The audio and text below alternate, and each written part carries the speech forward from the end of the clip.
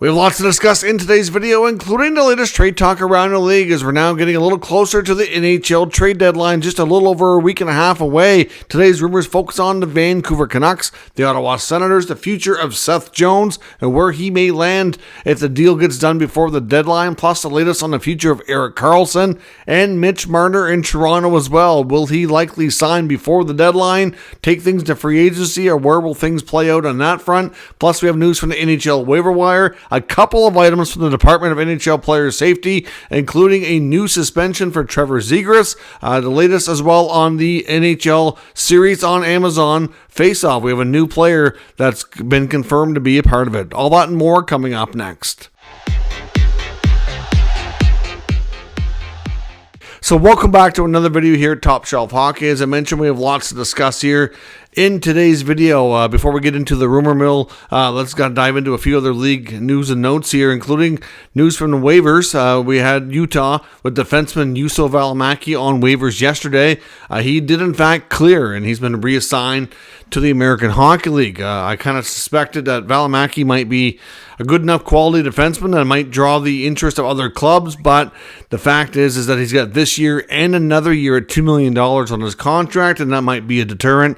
That to me is likely the cause of why he wasn't picked up. I think if he was down to just 1 year, maybe a little less money, he probably would be picked up, for example. But sometimes teams don't want to take on multi-year contracts, which is obviously understandable when you don't have a ton of cap space to work with. A couple of items as well regarding suspensions today. One came directly from the Department of Player Safety, and one from the head honcho himself, Gary Bettman, reducing the suspension to Wild forward Ryan Hartman. Of course, Hartman was given a pretty severe suspension of 10 games by the Department of Player Safety and George Peros a number of weeks ago now. It took a little while for the appeal to be filed and for Bettman to review, especially with the Four Nation tournament going on. But he's reduced the suspension from 10 games down to 8. Obviously, that'll save Hartman a fair bit of money as well. Now, Bettman's comments here kind of outlines the fact that he didn't agree with the formula used to kind of increase the suspension from his last incident. Of course, Hartman has a lot of history, which he certainly recognized. But if you look at like the multiplier or whatever you want to call it, from going from his last number of games up to 10, it's a big jump from 3 to 10. He thought it was a little bit too harsh and have reduced things down to 8. So normally we don't usually see a lot of these. I know when Tom Wilson had the 20-gamer back, that was I can't remember exactly what year that was. That was, 7 years ago, 8 years ago, a long time ago now. He did reduce that one as well.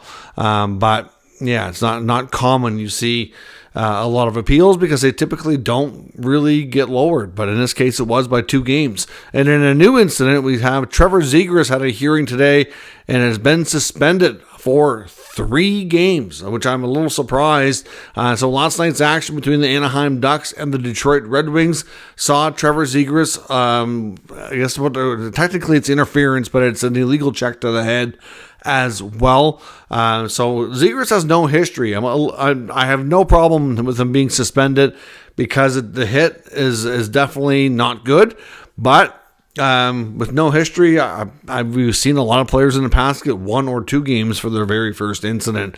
Now, in this case, George Peros in Player Safety says that the Zegras hit on Michael Rasmussen. When I first heard it, because I wasn't watching that game live, when I first heard about this incident, I know there's a major size difference here. Rasmussen is quite a large man and really tall and would kind of tower over Zegras to some extent, but he was kind of hunched over. And, in Rasmussen's case, I know it's not his fault per se that he got hit because the hit should have never happened, but it's another case of admiring your pass. He comes up out of the zone, he passes the puck off the boards and glass down, and he's watching the puck the entire time, not realizing what's coming at him.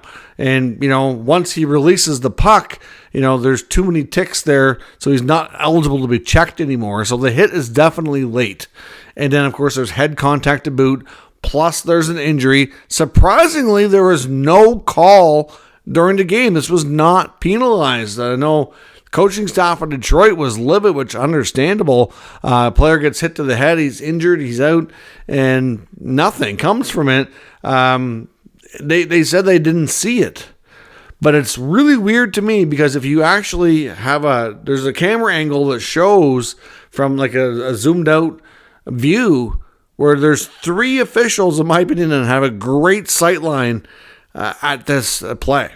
I don't understand how none of them could have seen it. It was a horrifically bad situation with those referees and officials there, so I'm not sure how they missed that. That's part of the reason why I think it's more severe at 3 games, but I honestly thought it would probably only get 2, but considering, I thought it'd be 2, he gets 3.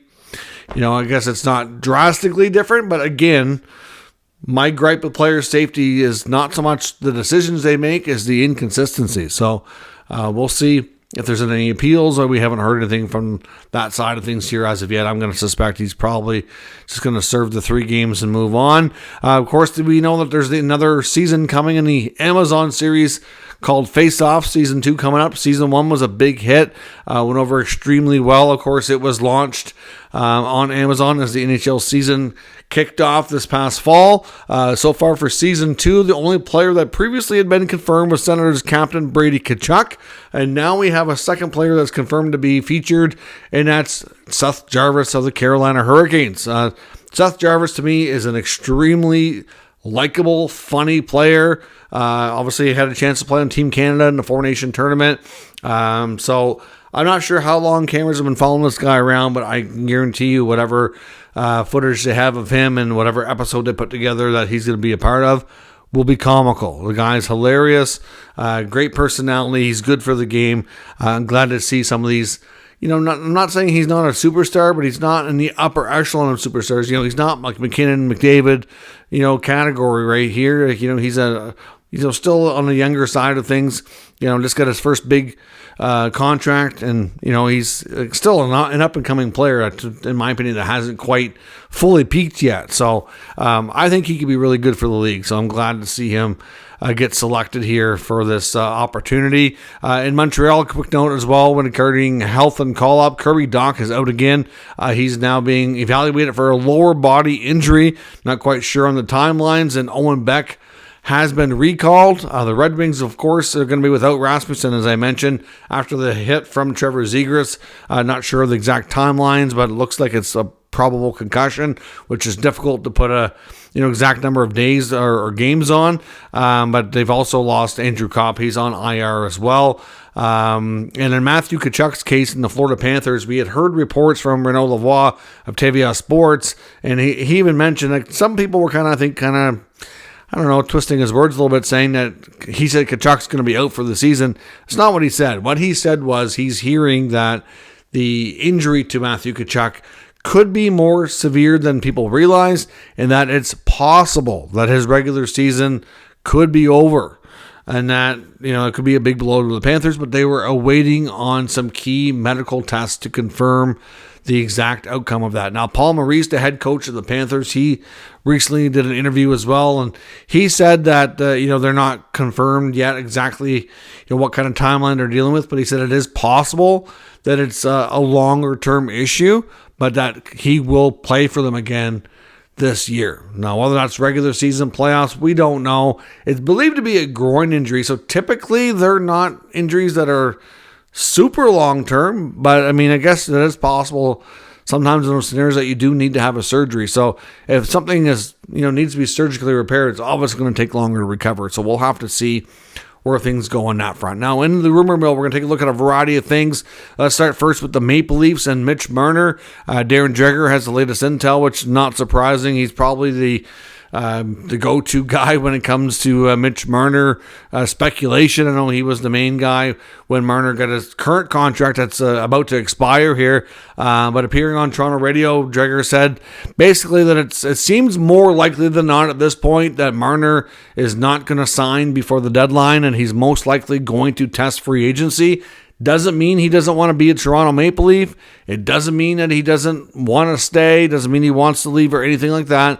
But his agent, Darren Ferris, is notorious for encouraging and pushing his clients to explore the market and to get a true market analysis to determine, your current club, what they're going to offer you. How does it compare to what the rest of the NHL would offer you? And he's done this, like I said, numerous times. This is nothing new.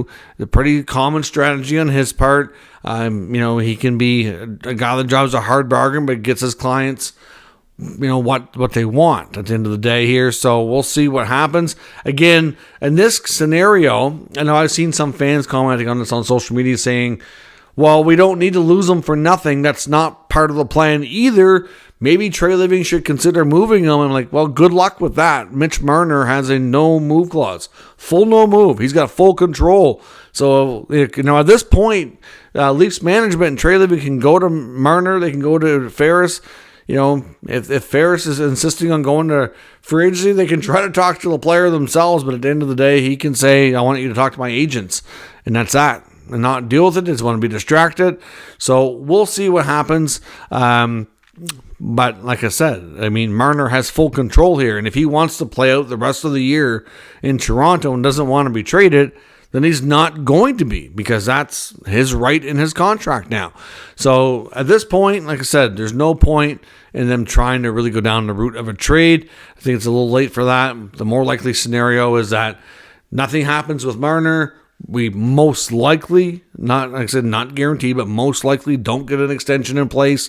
It goes down to the wire to the point of free agency where we can speak to other teams, and the Leafs will do their best to entertain bringing him back. But of course, I think it's in the Leafs' best interest to see how the playoffs go as well before they make another huge commitment contractually to another one of their top players. And I'm not saying Mitch needs to go if he doesn't have a good playoff or anything like that. But, clearly this group hasn't gotten it done in the playoffs. I don't know how many cracks they get at it. They've already extended Matthews. They've already extended Nylander.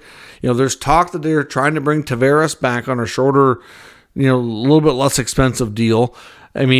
Not to say that Marner is the issue or that he needs to go. That's not where I'm going at all. I think Marner's a phenomenal player. And really overall, if you look at his body of work in the playoffs, he hasn't been a bad playoff performer overall. To me, it's mainly like games 5, 6, and 7. So when it matters most. And I guess the hope for the Leaf fan base is probably after seeing him have a good finish to the Four Nation tournament and being a integral part of the golden goal to set up Connor McDavid, that maybe he'll have more confidence and understand about winning in those big situations a little better now, and maybe we'll get a better performance. It's hard to say, but his future in Toronto, is it in doubt? Yeah, a little bit, but it's not going to be settled right now. The main part of this is that he's going to likely test free agency, and we're unlikely to get an extension before the deadline, but it doesn't mean a trade's going to happen because he's got full control. Now in Ottawa, of course, in the other part of Ontario here, they're a team that's on a 4-game losing streak, hanging on by a thread to the wild card spot with a number of key injuries up front. Decimated right now in the last few games. They've been without Norris and Pinto. And then, of course, Brady Tkachuk coming back from Four Nations, injured, missed their first game back. That's 3 of their top 6 forwards. Like I said, they're decimated. They need to have some additions. According to Bruce Garriock of the Ottawa Sun and TSN, he says that the Sens are very much likely going to probably trade a defenseman soon, mainly because here in the next few days, they're going to have 8 healthy defensemen.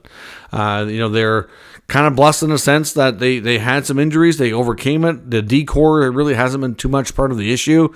Right now, the main reason they haven't been winning is the lack of ability to score because of the key forwards that have been missing. But they've got guys like Nicholas Matanpalo who came up and have really been an eye-opener. And I think they really like Matanpalo. They like his poise. They like his size. He's a right shot.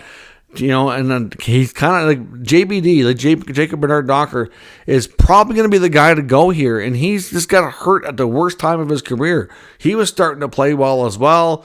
They do like Hamonic as a 7th D, but and he probably gets too much love from Coach Travis Green. But at the end of the day, regardless of the Hamonic love or not, they still, even with him, only have 7D. So it's expected that Bernard Docker is available for trade. could move here before the deadline to a rebuilding team or a team where he can get a bigger role. He signed, but not for a lot of term or a lot of money. So that's a player that's expected to possibly be on the move. And then up front, they are looking for help at the forward position. They've had some inquiries and some tire kicking, if you will, on Blackhawks forward Ryan Donato and Kraken forward Brandon Tanev. They were linked to Tanev back in the offseason, but it never came to be. Donato's contract's a little bit cheaper. I'm not sure of the asking price from Chicago, but he could provide some much needed secondary scoring in that middle six part of the lineup. So I'm sure there's lots of other teams looking at Donato, though, so it's hard to say what the asking price is going to be or if they're able to pull that off. But that's what they're working on right now. According to Garriock as well, it is possible, not confirmed yet, but Brady Tkachuk, Josh Norris, and Shane Pinto are all potentially back on Wednesday as they face the high-powered Winnipeg Jets. They'll need all the help they can get against those guys. Now, former Ottawa Senator Erik Karlsson, by many in the media, are saying it's definitely time for Pittsburgh to move him. This experiment has not worked well. He did have a really good tournament at the Four Nations in a smaller role with Team Sweden. You could see his passion for the game, his love for the game, and how much fun he was having. In a stronger team where he can play a smaller role might be better suited for him right now, even though he's making a ton of money. But going into next year, in the last couple of years of his contract, the actual cash portion of what he's being paid out dips down a fair bit. So that's not so much the issue as it is the actual cap hit. Pittsburgh might have to retain some additional money, I'm not sure. But Erik Karlsson is certainly an interesting piece. Elliotte Friedman, on his latest podcast that came out today, he suggested that a good landing spot for him might be the Dallas Stars. They are a team that is going to be, having a bigger availability in the LTIR pool and can likely pull off a bigger trade ahead of the deadline. They might be one of the bigger players here, so we'll see if that works out. Like I said, we've heard a lot about the reunion with Ottawa, but there's no way that contract works for them.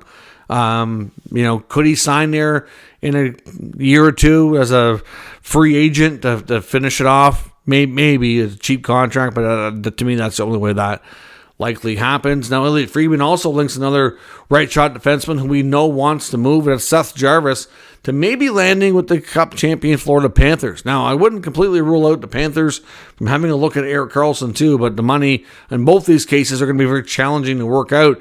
But of course, like we said with Matthew Tkachuk, if he ends up out for the year, or at least the regular season, they could end up in an LTIR situation that maybe they would be able to take on a bigger contract, and that's going to be interesting to follow and see what happens. But Friedman has mentioned again on the podcast that Seth Jones to Florida is something that he's keeping an eye on, that the Florida Panthers have been looking for a right shot defenseman pretty much all year, which is no big surprise. We've heard that before. So it could be a team that they're looking at working with Chicago to see if they can figure out a way to make it work. So that's another scenario to watch. And with Jones as well, has also been mentioned, potential reunion with his old club, the Columbus Blue Jackets, might be a potential landing spot for him here as well. With Florida, though, I mean, one key unsigned player right now that I'm sure they have interest to keep, I would think, because they'd be crazy not to. But if they take on a guy like Jones, could certainly have a big impact on whether he can stay, would be Sam Bennett. So another player that could be, I don't see Bennett being moved, but I can see him, if he can't be signed in Florida, he's going to get a ton of attention in free agency. So that'll be interesting to watch as well. And a couple of players in Vancouver, Frank Saravalli has gone out of his way to say that Thatcher Demko will not be a Vancouver Canuck next year, that the goaltender as likely has the writing on the wall now that they've extended Kevin Lankin into that 4-year contract extension that he just signed a few days back, which is certainly what I had said right away as well. I think that's got to be the end of the road for Demko. I mean, maybe they share the crease for one season at most, but he says he does not see Demko being a Canuck next year. Now, where he goes, I don't know, but certainly Demko's health has been an issue. Whether or not they can trade that contract without giving up a sweetener is another challenge. I mean, I know what Frank's saying I don't disagree with, but making it happen might not be easy. He's an awesome goaltender, but he can't stay healthy. What's the return going to be, and how is this all going to work out? Certainly challenging, to say the least. I know Brock Besser's another name to watch as well. The latest there is that there's still no updates. It appears like there's nothing moving on an extension, but as Elliott said on his podcast, when it comes to the Canucks, sometimes Jim Rutherford wakes up one day and decides he really wants something done. They'll get it done, like the Lankinen contract. Surprised many, came together super fast when they wanted to sign JT Miller a couple years back. They got that done super fast. When Rutherford decides he wants something done, it happens. And right now, when it comes to Besser, they haven't decided they want it done, which is why it's not.